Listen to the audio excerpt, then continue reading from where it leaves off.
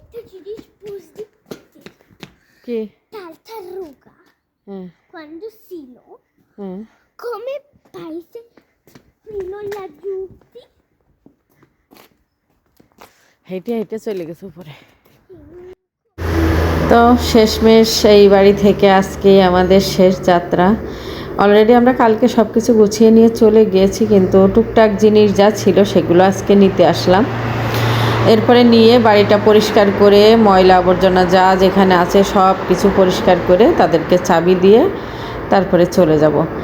আর এরপরে নতুন বাসা গোছানোর পালা। বাড়ি চেঞ্জ করা যে কত কষ্ট আর কি বলবো। আর এই যে দেখুন এখানে একটা সোলার কার্টুন, এই কার্টুনের ভিতরে জল জমে বরফ হয়ে গেছে, একদম গ্যাচ্ছ শক্ত। তো আমার মেয়ে ডেকে বলছে, মা দেখো এখানে এই জলটা জমে এখানে গ্যাচ্ছ হয়ে গিয়েছে। তো আমিও দেখছি হ্যাঁ তাই তো। আর এই যে আমাদের যাওয়ার প্রস্তুতি, ওই যে ওখানে গাড়িতে যত কিছু আছে সব কিছু নিয়ে এখন রওনা দেব, চলে যাব। তো ভাবলাম শেষবারের ভিডিওটা আপনাদের সঙ্গে একটু শেয়ার করে। এই যে দেখুন এই যে জলের ভিতরে উপরের যে জলটা সেটা বরফ জমে এরকম একদম শক্ত হয়ে গেছে। আর এই যে নতুন বাড়িতে এসে অবস্থা এখন খুবই খারাপ, সব কিছু অগোছানো। এই যে দেখুন কিচ্ছু গোছানো হয়নি, আমার কিচেন সেটটা লাগানো হয়নি। কিচেন সেটটা আসতে প্রায় এক মাস মতো লাগবে। সে এক মাস আমার এখানে কষ্ট করে রান্না করতে হবে। আর এই বাড়ি ঘর আমি কবে গোছাবো, কী করে গোছাবো, সেটাই এখন আমার সবচেয়ে বড় চিন্তা। আর এখানকার এরকম এলোমেলো ভিডিও দেখাতে একদমই ভালো লাগে না, এই জন্য আর দেখাতেও চাচ্ছি না। তো সব কিছু ঠিকঠাক হয়ে গেলে তারপরে তো আপনাদেরকে অবশ্যই সব কিছু দেখাবো, কারণ আপনারাই আমার ফ্যামিলি।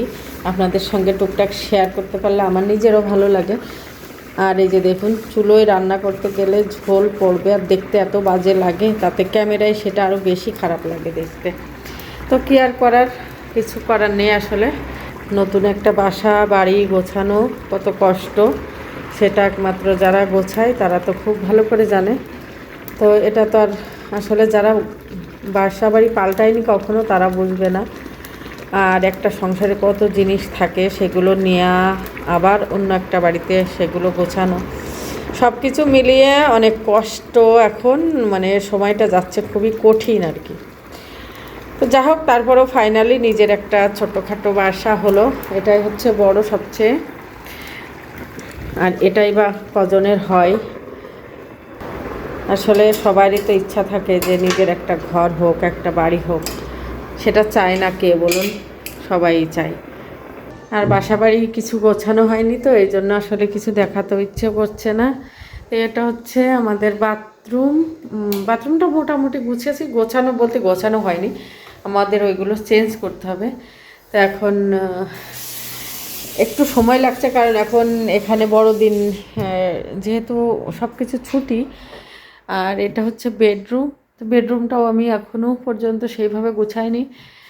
আর সব কিছুই এলোমেলো, যে লাগেজটাকে সব এদিকে, আর শুধু আলমারিটাই যে লাগানো হয়েছে। আর খাটটা কোনো মতো একটু শোয়ার মতো পরিবেশ করে নিয়েছি। আর এই সাইডে হচ্ছে একটা বড় খেলার মাঠ আছে, আর এখান দিয়ে একটা জানালা আছে। এই জানালাটা খুললে বাইরের সুন্দর প্রকৃতি দেখা যায়, সামনে ছোট ছোট পাহাড় আছে, এগুলো রাত্রে খুবই ভালো লাগে দেখতে। আর এই যে এই সাইড দিয়ে রাস্তা, নিচে আমাদের গাড়ি রাখা গ্যারেজ বা কর্তিল আছে। আর যারা নিচে আবার কিনেছে ফ্ল্যাট, তারা আবার কাজ করাচ্ছে।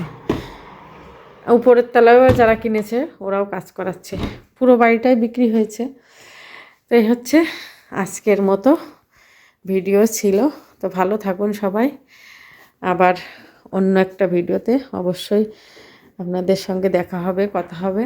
আর আমার চ্যানেলটা অবশ্যই সাবস্ক্রাইব করে রাখবেন, কারণ আমি এখন কোনো জব করি না, চেষ্টা করছি আপনাদের সঙ্গে টুকটাক ভিডিও দেব। আর এটাই আমার কাজ হিসাবে আমি বেছে নিয়েছি, তা আপনাদের সাপোর্ট আমার খুব দরকার। ভালো থাকেন সবাই। এখন শব্দ হবে, কথা বলতে পারবো না আর।